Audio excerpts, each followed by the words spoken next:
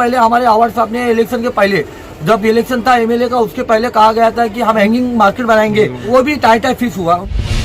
Market किधर है? और जो हमारे फेरी वाले जो रास्ते में बैठने मजबूर है, उसके पूरे जिम्मेदार हमारी प्रशासन और हमारे इधर के नगर सेवक है।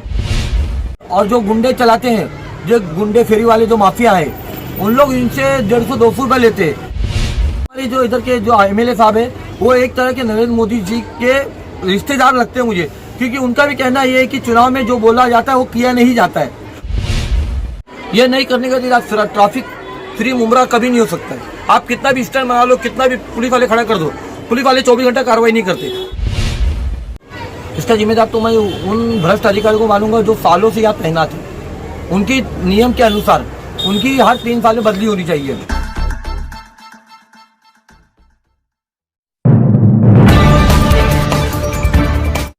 हमारे नए गली न्यूज़ इंडिया चैनल को सब्सक्राइब करें और बेल आइकन दबाना ना भूलें। पहले तो मैं सभी अब दर्शकों को अस्सलाम वालेकुम वरहमतुल्लाह और आप लोगों का मैं शुक्रिया अदा करता हूं कि आपने इस मुद्दे को लेके जनता के बीच रखने का फैसला लिया है। इसके लिए मैं आपका बहुत बहुत शुक्रगुजार हूं इब्राहिम भाई। मैंने एक हफ्ता पहले एक लेटर दिया था कमिश्नर साहब को 24 जनवरी को। ये लेटर इसलिए दिया था कि जो हमारे शहर के फेरी वाले हैं उन्हें सिक्योरिटी दी जाए, संरक्षण दिया जाए, क्योंकि इनके पास से थाने महानगर पालिका लाखों रुपया वसूलती है। लाखों रुपया वसूलने के बाद में भी आज ये जो फेरी वाले हैं ये रास्ते पर बैठने के लिए मजबूर है। और ये जो फेरी वाले से जब इनसे एक्यूपेशन फी के नाम पे एक्यूपेशन फीस के नाम पे जो रुपए लेते हैं उसकी फीस ही है, किसी से 20 किसी से 30 फेरी वालों से लेते। मगर इतना रुपए लेने के बाद में भी इन्हें ना तो कोई मूलभूत सुविधा दी जाती है, जैसे कि बाथरूम, जैसे पानी, इन्हें रास्ते पे छोड़ दिया जाता है। और लाइट का अलग से पैसा इन लोग भरते हैं। जो यूनियन चलाती है, यो यूनियन वाले इनसे लाइट का पैसा लेते हैं। और जो गुंडे चलाते हैं, जो गुंडे फेरी वाले जो माफिया है, उन लोग इनसे 150-200 रुपये लेते हैं। 150-200 लेने के बाद में भी इन्हें कोई सिक्योरिटी नहीं देते इन लोग। और इसलिए मैंने ये मांग किया था कि भाई ये जिस तरह से ज्यादती फेरी वालों के साथ में हो रही है, ये अच्छी बात नहीं है। जिस तरह से बाकी के शहरों में ये दिया जाता है, ये सुविधा दी जाती है, मार्केट बांध के दिया गया अपन लीगल मार्केट, तो उसी तरह मुमरा में भी लीगल मार्केट बांध के दिया जाए। कुछ साल पहले हमारे ये पवार साहब के बर्थडे में, शरद पवार साहब जो है, उनके बर्थडे में 2.5 करोड़ रुपए का एक मार्केट बनाया गया था, जो स्टेडियम के सामने कौसा एमएमएलए परिसर के अंदर।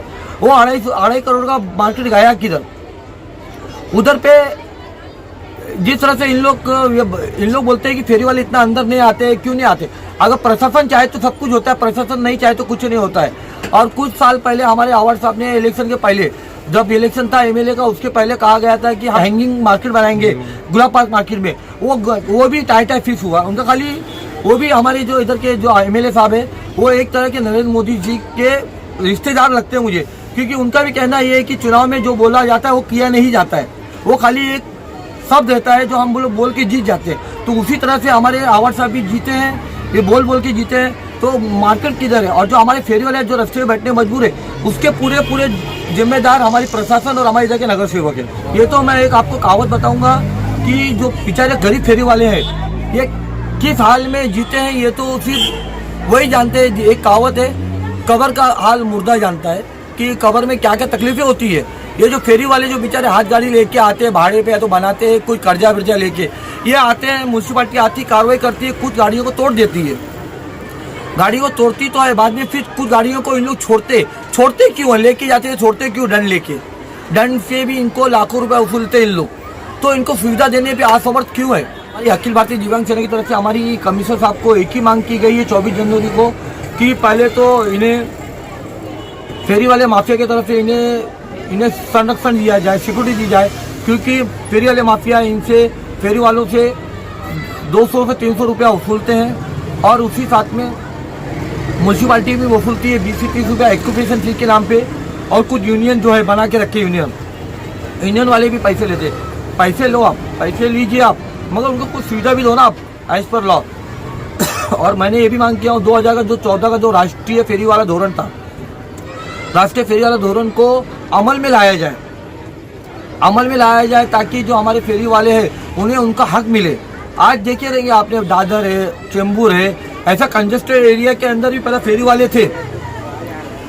थे और फेरी वाले आज भी है।